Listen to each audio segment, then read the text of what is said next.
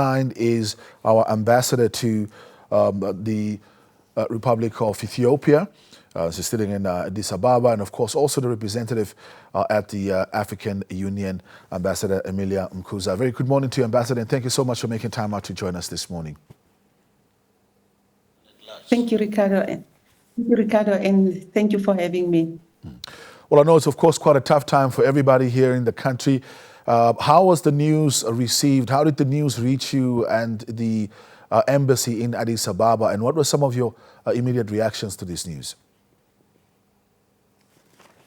The evening or the early morning hours of Sunday, rather, when we got the news, I was still at my desk at the residence preparing some briefing notes. As you are aware, the Assembly as well as the Executive Council is coming up this week. And we were trying to finalize all the briefing notes to send them to headquarters. So it came as a shock to all of us. And also the news reverberated throughout the African Union. We were literally looking forward in having the president during this assembly session. And as you know that we're going to have elections towards the end of this year, we were saying to ourselves that will probably be the last session that the president attend before he hands over the mantles to the incoming or at the time he will be preparing for that. So it came as a shock. It came as a shock because we were also praying for his recovery and waiting to hear the good news that it's not whatever was diagnosed is not as critical, but it really shocked all of us, even at the African Union, the leadership of Ethiopia. We had a lot of Africans and as well as other members from other continents that are based in Ethiopia coming to give us condolences at the embassy. So yeah, it's really a shock. Well, in terms of this, of course, he was of course also known as a huge Pan-Africanist. But before we speak to and reflect on the foreign policy and work with the African Union, I just want to take back a little bit and look at your personal relationship with the president. What are some of your first encounters with the president, or when and how did you meet first? Ricardo, I was working at the National Assembly at the time, being in the office of the late Speaker Gurira, and President Geingob was then appointed as the chief whip of the SWAPO party. And I was doubling up as the financial advisor of the National Assembly, and I had the responsibility of explaining to him how the National Assembly Secretariat is operating at the time and how I can assist him in his office as the chief whip of the SWAPO party. And of course, it was an encounter that I have always been seeing him being prime minister at the time and so on. But this was the first time that I had to deal with him directly. So I was quite intimidated at the time. But then after a long discussion and convincing of what can be done and what cannot be done, surprisingly, from there on, we worked on very well. That's the first encounter. The second encounter was that when we were campaigning for Speaker Gurira's presidency for the IPU presidency. So I got to see him in action when he was negotiating, campaigning and compromising within the international community for our candidate. And I have learned at that point, I've learned a lot from him, how he goes about it. I remember traveling to Cape Town. I think Honorable Renani was also part of the campaign team, and we had to convince everybody. And I was the head of the secretariat, and it was not an easy task because it was serious business. And I have never done something like that at the time, but he took me by the hand and he showed me the ropes. And today I can surely say that the negotiation skills that I have today is thanks to him, because he once told me that when you are convinced that everything is right, that you have, and what you are saying, stick to it and continue. And I'm saying this because recently I was quite in a difficult situation here where we were negotiating.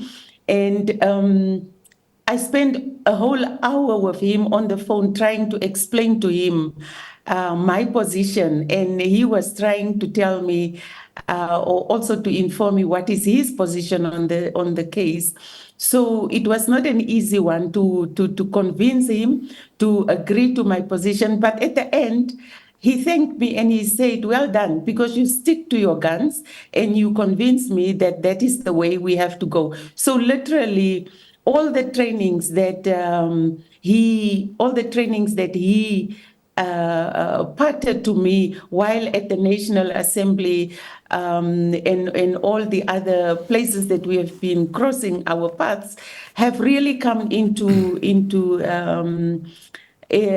practical terms by explaining to him which position we have to take as a country. So I thank him for that.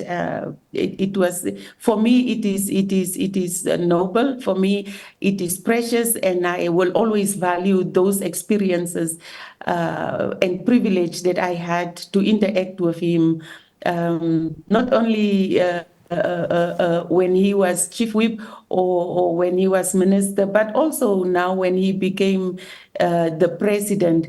And I think one that is standing out for me is the last session when he came to Addis Ababa. We had a rotation of staff, and I explained to him, I said, "President, today I'm not doing the briefings to you, but I wish for the new staff members to do the briefing because they are under training." And to my surprise, he said, "Oh, yes." So the three staff members took him through on the issues of peace and security on the continent, on the agenda of the African Union, and also issues within our jurisdiction. And surprisingly, he interacted very, very well with the three staff members. And I think they themselves were quite surprised that they could interact with the president. I personally, I did not know how was he going to react, but he surprised me by listening to them, guiding them, and so forth. So Yeah. we were actually looking forward to this year. If we look back on it, I just wanted to reflect on the leadership style. You mentioned a bit earlier, of course, when you were campaigning for the presidency of IPU for then former Prime Minister Ethiopia Gurira, that you also worked with, of course, other political party members, the likes of McHenry, Venani, etc. Talk to us about his leadership style and the ability to work with different people across different political benches. He is very firm. That's number one.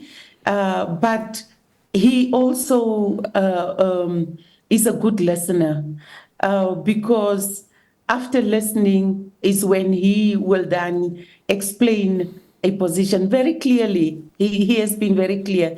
And I have always admired that after he explains and he takes the floor and he tells you what he thinks about it, it's very clear. And it makes it very difficult to want to change the position, because he always makes sure that the position is made very, very clear, unless It is really something that he was not sure about, which he even will indicate to say, I am not sure about that one. What is it all about? So as a leader, he always listened. He always shared knowledge, and yeah, that's what I would say. In terms of that, of course, many international observers, of course, and those that had sent out condolences had said that he's a Pan-Africanist of note. Can you perhaps just highlight one or two positions that Namibia has taken under his leadership that highlight our linkages to African unity and the Pan-Africanism that everybody talks about? Yes. I'm trying to think very fast. There are so many issues, but here at the African Union, the aim is to put Africa first, and to make sure that whatever we negotiate, whatever we discuss, it should be in the interest of Africa. And we should always look at what is it that Africa can benefit from that. And even when we join the Peace and Security Council, it is also the issue of let us do it the African way and not just how others want us to do it. So for me, clearly, it is always to put Africa first. Whenever a decision needs to be taken, it is to put Africa first. Whenever we have to engage, how is Africa going to benefit from that? How are the people of Africa going to benefit from the decision? What impact will it make on the people of Africa? So on that angle, I'm taking it from that angle to say that, yes, he was a Pan-Africanist because he always put Africa first. Mm-hmm. If we look at it, of course, in terms of his vision for united continent and just that outlook on it, can you reflect on, I think, particularly looking at the recent positions around the liberation of Western Sahara, etc. He has always been adamant on saying that we cannot continue as business as usual while there is another country on the continent that is, of course, suffering from a certain level of subjugation from fellow Africans. Just reflect on that a little bit, something which was quite contentious at the African Union as well. Indeed, it is contentious, and it's still remaining contentious. At this point in time, we still fight for the liberation of Western Sahara, for them to see, for us to see them free. At this point in time, it is being dealt with at the highest level, at the heads of states level.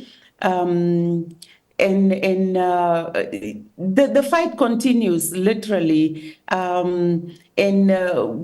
ambassadors at this point in time, we are our hands are a little bit cut off because it can only now be discussed at the level of the heads of states. And although it is going very slow, we wish to see it going fast. We wish to see it for Western Sahara to be free. But unfortunately, the heads of states decided that they will deal with the issue at that highest level. But we hope to see that Western Sahara will be free soon. Mm-hmm. But of course, if we look at, since the announcement of the passing as well, has there been any activity from the side of the African Union or condolences that came in from the organization? And are you planning on organizing something for Namibians that are in diaspora there in Ethiopia in terms of his remembrance?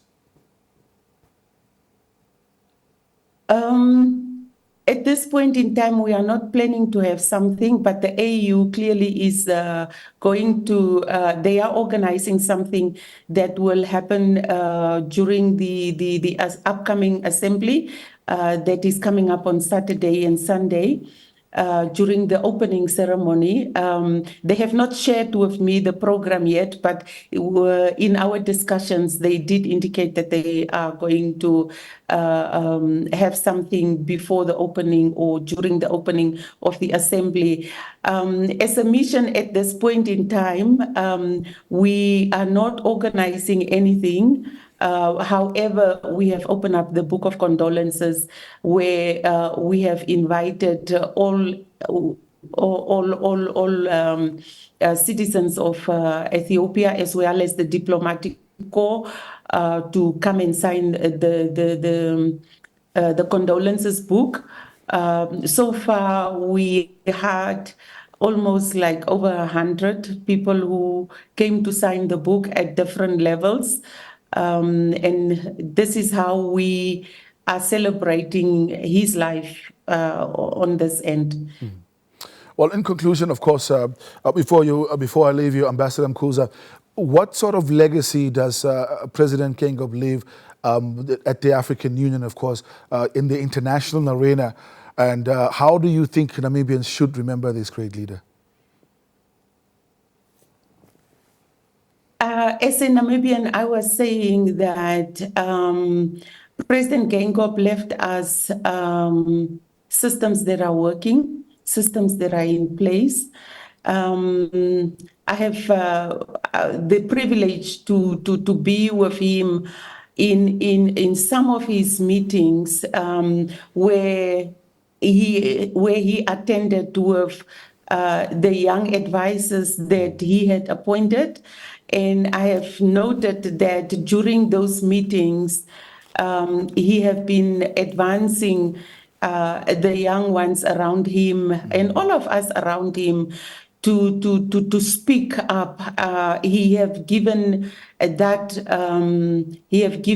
opportunity to interact with leaders while he is sitting there. So for us really is to take forward his vision. He has been talking about the Namibian house.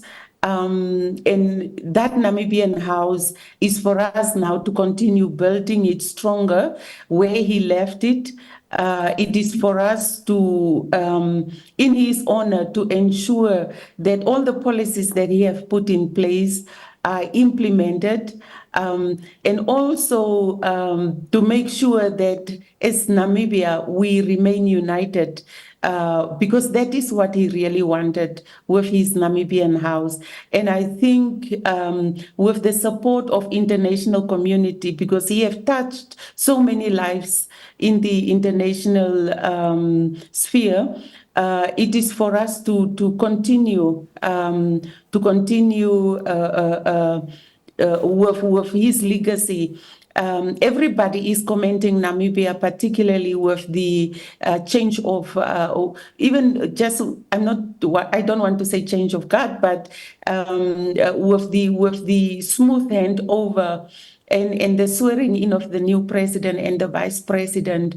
Namibia is being complimented by many, particularly here in Addis Ababa, and everybody is commenting how they will probably emulate what Namibia have done. So it is with those kind compliments that I wish to see that Namibia continue the way it is on track now. We never expected this to happen. However, it also allowed the people out there to see what Namibia is all about. And I just hope that we will continue as a nation, hold hands and continue building the Namibian nation that he so wanted to have. Thank you very much, Ambassador, for making time out to join us this morning. Our sincere condolences on behalf of the embassy to Madame Geingob, their children, the bereaved family, and the entire Namibian nation at large. Let us hold hands, and may we find strength in the spirit of this African giant. Thank you very much for having me.